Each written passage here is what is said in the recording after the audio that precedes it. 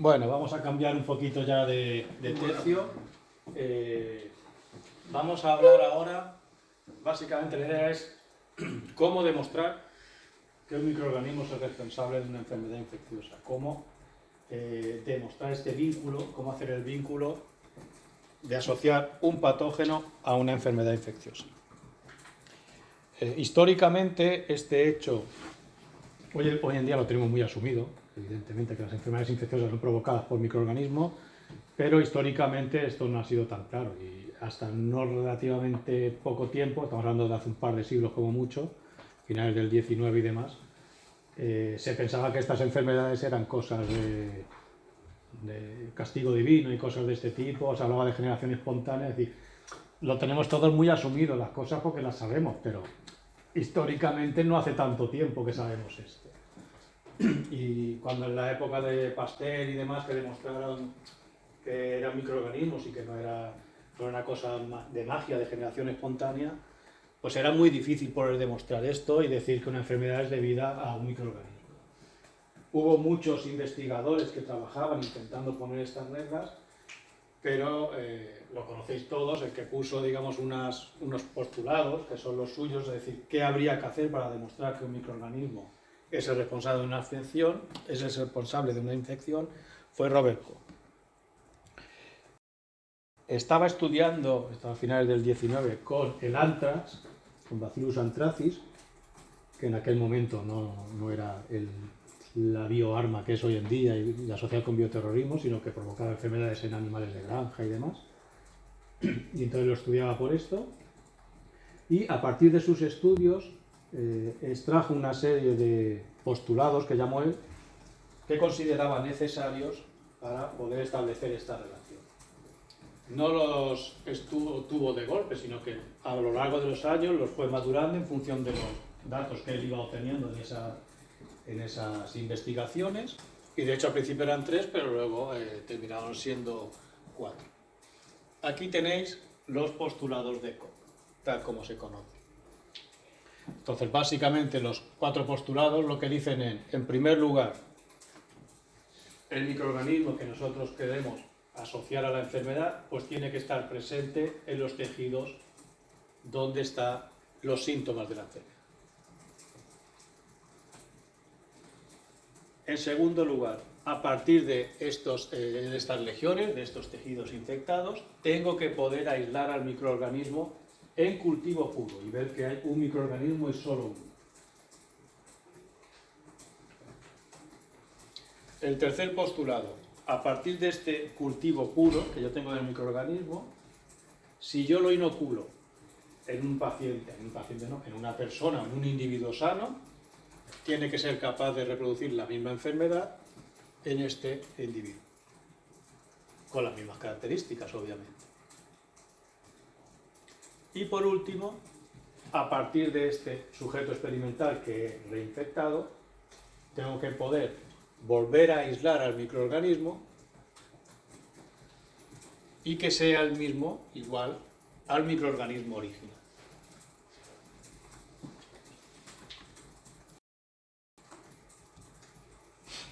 En este esquema de aquí tenemos lo mismo, pero con dibujitos, más fácil de acordarse. Y con el ejemplo del Bacillus anthracis, que es con el que él trabajaba.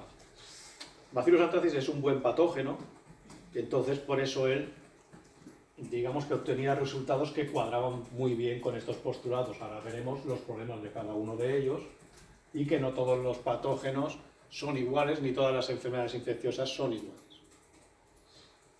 Aquí tenemos cómo, a partir del individuo enfermo, en este caso un animal infectado, en el tejido infectado, en este caso es la sangre, podemos observar al microorganismo. Y no está presente en la sangre del microorganismo, del animal sano, del sujeto sano. Postulado número 1. Tiene que poder aislarse en cultivo puro, aquí a la izquierda se aísla del enfermo y no del sano. Postulado 2. El postulado 3, cuando lo introducimos en un individuo sano, tiene que provocar la enfermedad exactamente igual. Y a partir de este animal en este caso, o individuo, se tiene que volver a aislar en cultivo puro, postulado 4, y el mismo que hemos obtenido en el postulado 2. ¿Vale? Con este esquema yo creo que es más fácil recordar los postulados. ¿Cuáles son los problemas asociados a estos postulados? Claro, se enumeraron, se enunciaron en el momento en que tenía la información que tenía. Asume que los síntomas solo dependen del patógeno. Hoy en día sabemos que muchos de los síntomas de las enfermedades infecciosas son provocados por el propio sistema inmune, por la propia respuesta inflamatoria. ¿Vale? Entonces va a depender también de las características del paciente. En segundo lugar, y uno que tuvo muchos problemas en su tiempo, es que no todas las bacterias se pueden cultivar en el laboratorio. No tenemos las condiciones adecuadas, o no las conocemos. Otro problema. Hoy en día sabemos que cuando cultivamos a los microorganismos podemos provocar cambios. No es lo mismo el ambiente que tiene dentro del cuerpo humano o en la infección o cuando provoca la infección que cuando lo ponemos en una placa de agar sangre o de LB o de lo que sea. ¿Vale? Las necesidades nutricionales y demás son distintas y entonces puede dejar de expresar, por ejemplo, un patrón de virulencia porque no le hace falta. Luego, una cosa que hoy tenemos asumida, espero, y es que no todas las cepas de una misma especie son igual de virulentas. ¿Vale? No todos los miembros de una especie son siempre virulentos. Es evidente que hay especies que podríamos decir que son más patógenas que otras, pero al final siempre es una balanza entre el poder que tiene el microorganismo y las defensas del hospedador, en nuestro caso, del ser humano. Y luego, por último, pues no siempre hay modelos para la reinfección, no podemos verificar que ese microorganismo, si hemos conseguido aislarlo, lo podemos inocular en un sujeto experimental y provocar otra vez de nuevo la enfermedad. Todos estos problemas son los que vamos a ir viendo ahora, postulado por postulado, y algunos de ellos el mismo Koch los fue solucionando, y por el contrario, Koch era el principal crítico de sus propios postulados, porque él veía, a medida que iba investigando, que en muchas ocasiones no podía cumplirlos. Entonces intentaba poner a punto técnicas que lo permitieran, y de hecho desarrolló un montón de medios de cultivo, técnicas de tinción y distintas estrategias en pos de poder demostrar todos estos postulados. El primer postulado. El microorganismo tiene que estar presente en el tejido infectado. ¿Vale? Se tiene que asociar a las lesiones. ¿Él con quién trabajaba? Con Bacillus anthracis. Pues esto era muy fácil. Ese sería el paradigma. Cojo sangre, la tiño, hago un gram y veo que hay unos bacillus gram positivos ahí, pues la más de bien. Asocio la presencia. Esto sería lo ideal, que es con lo que él trabajaba. Sin embargo, él también trabajaba con tuberculosis. Hoy en día sabemos que es Mycobacterium tuberculosis, es el responsable, es una micobacteria, y sabéis que sus envolturas son muchísimo más complejas que las de las gram positivas o gram negativas. Tienen unas envolturas mucho más gruesas, no se tiñen bien con el gram, con la tinción de gram, y entonces no se veían bien al microscopio. Entonces el propio Koch desarrolló el prototipo, bueno, la versión primigenia de la tinción de ácido alcohol resistente, o de Thiel-Nielsen, que utilizamos hoy en día para teñir a estos microorganismos. ¿Vale? Es una tinción mucho más potente, que utiliza otros colorantes y que permite precisamente unirse a estas envolturas que tienen las micobacterias. Otro problema que aparecía aquí era que, hemos dicho, tiene que estar presente en las lesiones de los enfermos y no en los sanos. Pues a lo largo del tiempo aparecieron casos en los que se veía que algunos patógenos que se podían ver en los enfermos también se veían en algunos individuos sanos, en tejidos de individuos que no tenían la enfermedad. Por lo tanto, no se cumplía el primer postulado. Y la asociación del Helicobacter pylori con las úlceras estomacales e incluso con el cáncer de estómago es algo que ahora ya lo tenemos asumido, pero veréis que es uno de los problemas que va a ir apareciendo porque había muchos detractores que decían que no cumplían los postulados. ¿Vale? En este caso, no cumplía los postulados porque estaba presente en personas sanas, que no desarrollaban la enfermedad. Y aparece aquí el concepto de portador asintomático. Una persona que tiene el patógeno, pero que no desarrolla la enfermedad. Y luego, en algunos casos, el paradigma sería el de Chlamydophila pneumoniae, donde no se sabe si es el responsable o si es un factor de riesgo. ¿Vale? ¿Por qué? Porque se aísla en algunas lesiones, pero en otras a veces no se aísla. Y también en algunos casos se puede aislar en personas sin síntomas. Neumófila lo que provoca son la aparición de unas placas en aterosclerosis, y a veces dentro de estas placas se encuentra el microorganismo y otras veces no. Veremos que además es un problema de que le cuesta mucho crecer, es difícil aislarlo y realmente no sabemos si es que no lo hemos encontrado, no nos está creciendo, etcétera, etcétera. Pero eso está relacionado con los siguientes postulados. Segundo postulado, aislarlo en cultivo puro. Pues ya lo hemos comentado. Aquí lo más importante es encontrar unas condiciones, tanto de medio de cultivo como de incubación, que me permitan que el microorganismo me crezca. Entonces, el mismo Koch, os digo, cuando trabajaba con Mycobacterium tuberculosis, vio que no había manera de conseguir. Lo veía, consiguió verlo en los tejidos, con la tinción que hizo del ácido alcohol resistente, la versión inicial, pero no había manera de conseguir crecerlo. Estuvo probando con un montón de medios de cultivo, y el problema es que el agente gelificante que él utilizaba se fundía a 37 grados, entonces no podía trabajar a esa temperatura, etcétera, etcétera. Incluso le añadió sangre a los medios para conseguir que creciera, y al final lo consiguió. Trabajó un montón en pos de poner a punto algunas técnicas para algunos patógenos. ¿Vale? El problema del Mycobacterium tuberculosis es que crece muy lento y ha de ser un medio muy específico. Lo mismo pasaba con el Helicobacter pylori. Fijaos que siempre me centro en los mismos para que veáis las dificultades de cada uno de los postulados. ¿Vale? El punto 1 me lo he saltado, que sería Bacillus anthracis, que nos crece en cualquier medio, básicamente. Chlamydophila pneumoniae también es problemática porque no crece en un medio de cultivo, necesita un cultivo celular, tiene que infectar células, requiere la presencia de determinados niveles de CO2, etcétera, etcétera. Y de hecho hay algunos microorganismos que ni siquiera en cultivo celular. Hay unos sistemas de crecimiento muy determinados. Por ejemplo, Treponema pallidum, responsable de la sífilis, no hay manera de crecerlo en laboratorio, en un medio de cultivo o en un cultivo celular.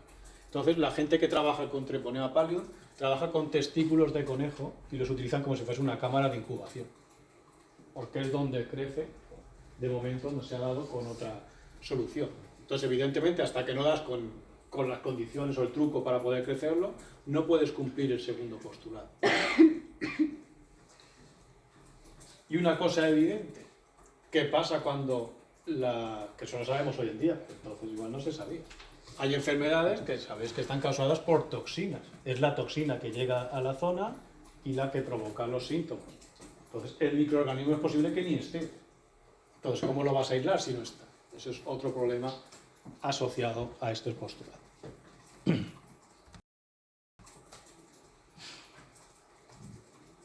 El tercer postulado sería demostrar que el patógeno aislado vuelve a provocar la enfermedad. Aquí ya tenemos el problema de los modelos animales. ¿Dónde podremos inocular? Evidentemente, antiguamente lo que hacían es directamente inoculaban personas. Es decir, que se hacían pruebas con gente, incluso algunos investigadores consigo mismos, para poder demostrar eso. Pero el hecho de utilizar unos modelos u otros, a veces, pues no... Hay investigadores que no aceptan o no se creen que eso sea realmente representativo de la realidad o de la enfermedad en el hombre, en el ser humano. Entonces, por ejemplo, una demostración importante, o sea, una demostración de la importancia del tercer postulado fue el hecho de que descubrir Bacillus subtilis. Koch vio que Bacillus anthracis era el patógeno y demostró claramente con sus postulados que era responsable de la enfermedad del anthrax, del carbunco, pero Bacillus subtilis era una bacteria que era muy parecida y sin embargo no provocaba la enfermedad. Esto fue una de las causas que le dio peso al tercer postulado, es decir, no basta con que yo aísle un microorganismo que se parezca al patógeno que yo digo que la provoca. Tengo que ver que realmente ese microorganismo se parece, pero además la provoca. Entonces, Bacillus subtilis no es un patógeno humano, es un patógeno de insectos. ¿Vale? Entonces, se vio que no provocaba antes y entonces es un apoyo a necesitar estos modelos. Aquí os pongo una serie de modelos que han permitido analizar algunos de los que hemos estado viendo hasta ahora, por ejemplo, Mycobacterium tuberculosis, pues se estudia la tuberculosis en cobaya. Claro, la cobaya no tiene tuberculosis de manera natural, pero sí se ha visto que si tú le inoculas el microorganismo, desarrolla la tuberculosis. Bueno, pues hay algunos que dicen que ese modelo no es el adecuado porque no es un animal que naturalmente tenga esa infección. Os digo para que veáis un poquito los problemas que pueden poner los detractores a la hora de asociar un patógeno con una enfermedad. En el caso de Bibliocórrea no hay un modelo animal que se haya conseguido trabajar, entonces lo tienes muy complicado, tienes que hacer otro tipo de ensayos. Con Clamidófila pneumonia, lo de siempre, las arteriosclerosis, pues el modelo animal se ha hecho en conejo porque se ha visto que una dieta rica en grasas provoca la aparición de estas placas de la arteriosclerosis y entonces es un modelo bastante fácil de conseguir.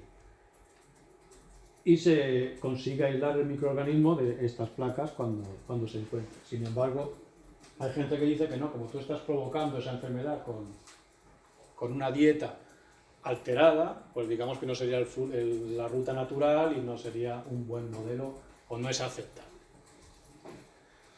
En otras ocasiones aparecen problemas, no encontramos un modelo para nuestro patógeno y lo que utilizamos son otros microorganismos de la misma familia, del mismo género, a los primos, para ver si con este veo cosas parecidas. El ejemplo es con el Helicobacter pylori, que se utiliza una especie parecida, que es el Helicobacter mustelae, que lo que hace es provocar lo mismo, pero en el hurón. ¿Vale? Entonces, de manera indirecta podría demostrar, si yo tengo unos resultados con el mustelae en el hurón, pues que el pylori es el patógeno en humanos. Pero aquí hay cierto detractor. Y luego, otro caso que es curioso es el caso de Salmonella, que provoca enfermedades distintas en el ratón que en el hombre. ¿Vale? Tenemos la Salmonella entérica serotipo Typhimurium, que se utilizaría en el ratón para provocar enfermedades, o sea, síntomas que son iguales a los que provoca Typhi en el hombre. Pero Typhi en los ratones no provoca infección. Entonces utilizamos un patógeno. Este es el que causa Typhimurium, el que nos causa las diarreas y vamos, no es sistémica, y el Typhi es el que provoca las enfermedades tifoideas y es sistémica y demás. Pues si inoculamos este patógeno en el ratón, le provoca la enfermedad que nos provocan los otros Typhi. Entonces sería una manera de estudiar cómo evoluciona esta enfermedad en un modelo animal. Pues aquí también evidentemente te pueden poner la pega porque no es realmente el mismo patógeno. Y luego un problema, pues lo de siempre, es el de las toxinas. Por ejemplo, en el caso del tétanos, era difícil aislar primeramente el microorganismo y luego, para provocar la enfermedad, lo que tendríamos que inocular sería la toxina del tétano, no el microorganismo, porque en algunas circunstancias no la sintetiza. De hecho, es el tétanos cuando te entra la toxina. Esto que parece baladí, todavía cuesta hoy en día algunas enfermedades que estén aceptadas, ya digo, Helicobacter pylori, hoy en día aceptamos que es el responsable de estas úlceras, y también se ha visto porque al final es un tratamiento antibiótico, ahora lo veremos, y se eliminan. Entonces si tú eliminas al microorganismo, pues es el responsable de esa enfermedad. Pero hay otras que todavía están un poquito entre considerar un factor de riesgo, es decir, que puede afectar, pero que no sea el agente etiológico responsable. Barry Marshall, ¿lo conocéis? ¿Os han hablado de él? Pues este estaba un poquito hasta el gorro de esto, trabajaba con el Helicobacter pylori. ¿Vale? Anda, no ha desaparecido. Pues tenía aquí había un cómic donde se vería cómo consiguió demostrar que el Helicobacter pylori realmente provocaba las úlceras. Y es que el tío directamente se bebió un cultivo de Helicobacter pylori y se provocó las úlceras para demostrar que a la gente... O sea, él fue el modelo utilizado para cumplir el tercer postulado y ganó el Nobel. Y bueno, lo pudo recoger porque no se mató, pero bueno, ha habido otros que también lo han conseguido. Lo que os comentaba de antes del Vibrio cólera, que no había un modelo animal. En su momento había detractores que seguían apoyando la generación espontánea. Y uno de estos quiso demostrar si realmente el Vibrio cólera provocaba el cólera o no. Se tomó un chupito de Vibrio cólera y no le provocó la enfermedad. Entonces él dijo que a partir de ahí demostró que el Vibrio cólera no era responsable. El problema es que no se tomó la dosis o lo que sea, realmente sí que es responsable, pero para que veáis que incluso en según qué momentos haces un experimento que te da un resultado que no es el que esperas, y encima él, que era un antimicroorganismos como responsable de las infecciones, sino que apoyaba la teoría de la generación espontánea, pues al tomarse esto se dio más datos a favor suyo, porque vio que él, al tomarse el patógeno, no era responsable. Entonces decía, ¿veis cómo es una generación espontánea que no era debido a esto? Es decir, que claro, a lo largo de la historia de este tipo de demostraciones hay algunos científicos que se les va un poco la olla y se pasan de frenada, creo.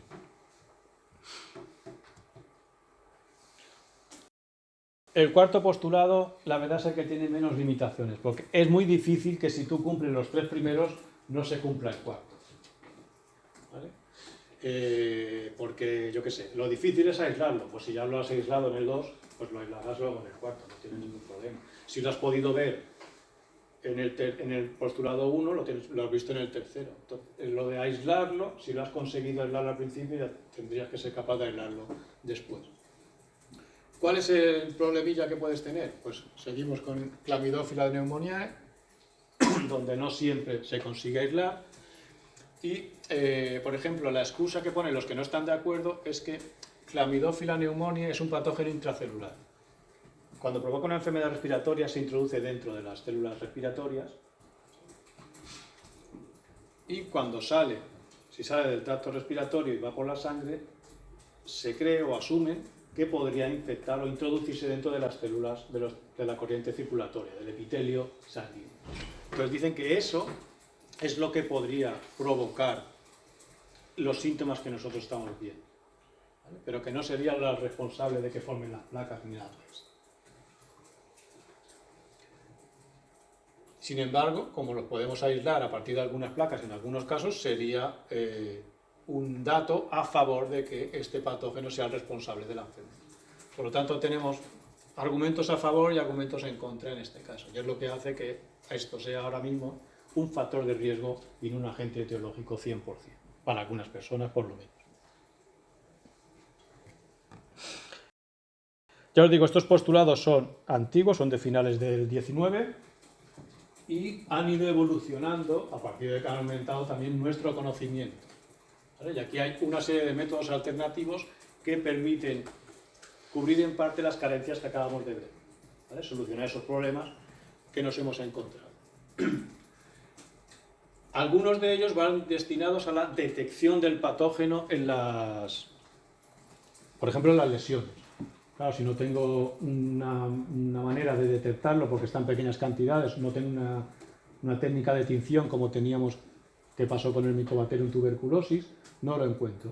Hoy en día, gracias a las técnicas moleculares como la PCR o las técnicas inmunológicas, que son específicas, podemos detectar al patógeno de manera específica y aunque haya pocas cantidades porque son muy sensibles. Por tanto, si nosotros detectamos e identificamos en el tejido mediante PCR o con anticuerpos específicos al patógeno, pues estamos demostrando el primer postulado, algo que no podríamos demostrar, por ejemplo, por microscopía. Otra manera de demostrar que un patógeno es el responsable de la enfermedad es tratando la enfermedad con un compuesto que lo mate. Entonces, si tú al tratar con algo que lo mata desaparece la enfermedad, parece obvio que lo que ocurre es que al eliminar el patógeno ya no tienes la enfermedad y por lo tanto asocias al patógeno a la enfermedad. Otra estrategia muy similar es la vacunación. Es otra manera de evitar al patógeno. Entonces, si te quitas al patógeno de encima, no está la enfermedad. Y luego, otro tipo de estrategias irían destinados a la prevención del patógeno antes de que aparezca. Estamos hablando ya de la higiene, desinfección y prácticas de salud pública.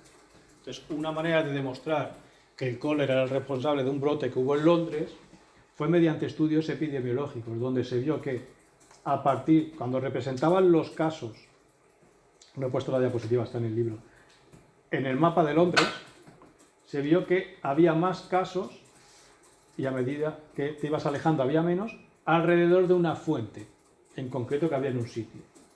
Entonces, a partir de estos datos epidemiológicos, aunque no aísles al patógeno, tú puedes demostrar que esa es la fuente. En este caso era una fuente la fuente, ¿vale? Pero digamos que de ahí es donde está el foco infeccioso, ¿vale? Y al analizar la fuente vieron que efectivamente estaba el vibrio, entonces ahí puede haber una unión, un vínculo, una demostración, sin irte a los pacientes, yéndote al foco a partir de los datos de epidemiología. Es decir, que estos datos también te ayudan a definirlo. Y muchos de los brotes, por ejemplo, de gastroenteritis que hay hoy en día, se hace un estudio retrospectivo, como veremos, que a partir de esos datos tú puedes demostrar incluso quién es el paciente cero o de dónde procede esa infección, etcétera, etcétera. ¿Vale? Se ha comentado varias veces si es necesario un quinto postulado, ¿vale? Y estaría relacionado con lo que acabamos de ver, es decir, que haya un tratamiento que cuando tú lo apliques elimine a la bacteria y se cure la enfermedad.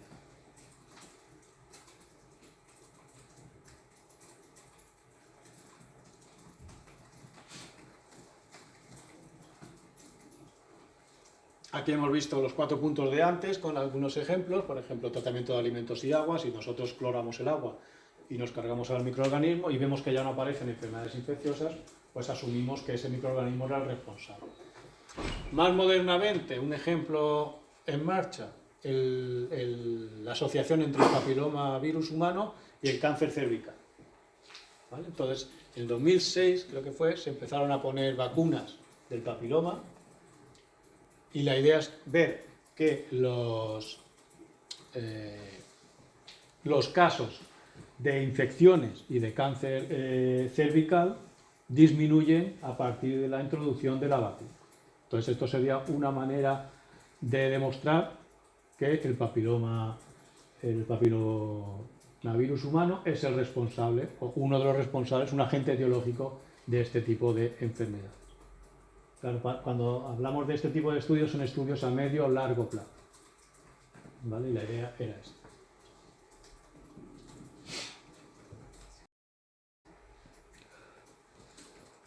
Hoy en día sabemos, y vamos a estudiarlo en los temas siguientes, que el hecho de que un microorganismo provoque una enfermedad va a depender de los factores de virulencia.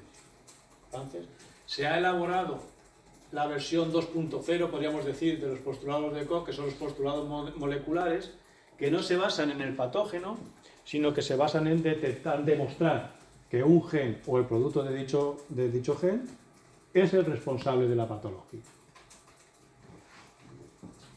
Entonces, la versión molecular sería, primero, el gen o el producto tiene que encontrarse solo en las cepas virulentas y no en las avirulentas. El segundo, el gen tiene que poder aislarse por clonación. Puedo tener yo ese gen y clonarlo en un plásmido. Sería como aislar a la bacteria en una placa de medio de cultivo. Si yo inactivo el gen, debería suponer un descenso o una atenuación de la virulencia. ¿Vale? Si yo me lo cargo, si ese patógeno no tiene ese gen, lo tengo alterado, tendría que afectar evidentemente a su virulencia. Si yo introduzco el gen en una cepa avirulenta o no virulenta, tendría que convertirse en virulenta. Y evidentemente hay que demostrar en algún momento que cuando yo introduzco el gen se está expresando. Y además se está expresando cuando provoca la enfermedad, no en la placa ni en el laboratorio, sino cuando provoca la enfermedad en el tejido.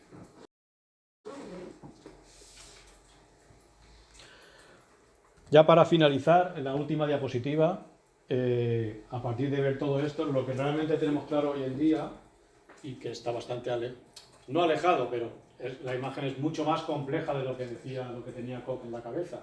Un microorganismo es patógeno y provoca la enfermedad y siempre la va a provocar igual y en las mismas condiciones con la misma potencia.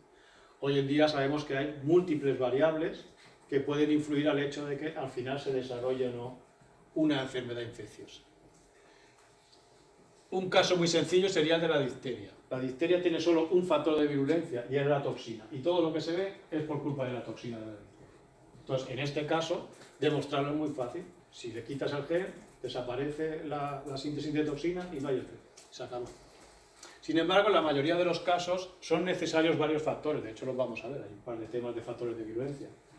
¿Vale? Y veremos que eso no solamente va a estar relacionado con provocar los síntomas, sino también en la colonización, la adhesión, la penetración, etcétera, etcétera. Todo lo que le permita provocar la enfermedad. A veces no es tan sencillo mutar un gen y ver que se activa o se inactiva, es decir, ahora provoca la enfermedad, ahora no, sino que a veces hay varios factores. Y de hecho a veces es tan complicado que tenemos dos factores que son responsables de la virulencia. Pero si yo muto uno, no pasa nada, sigue siendo virulento. Si muto el otro, sigue siendo virulento. A veces es necesario mutar los dos para que sea avirulento. Es decir, que son genes que se complementan, no que sean necesarios realmente los dos. Entonces, cuando tú vas gen por gen, es muy difícil darte cuenta de que realmente es un factor de virulencia. A veces hay pérdidas de factores de virulencias que realmente no sé si se puede asignar a un factor de virulencia. Por ejemplo, hay algunas cepas que no son capaces de sintetizar un aminoácido y entonces si ese aminoácido no está presente, pues no son capaces de crecer.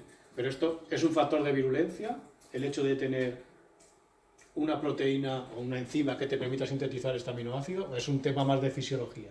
Esto ya es más un tema de debate, ¿vale? No sería yo no lo consideraría un factor de virulencia per se.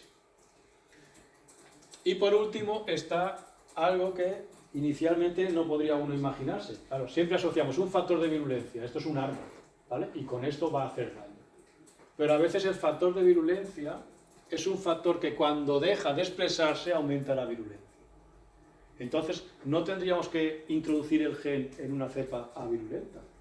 Es que ese gen lo que hace es que no sea virulenta. Habría que mutar el gen y ver que una cepa avirulenta se vuelve virulenta. ¿Vale? Sería todo lo contrario. Por eso hace que todo esto sea tan complejo.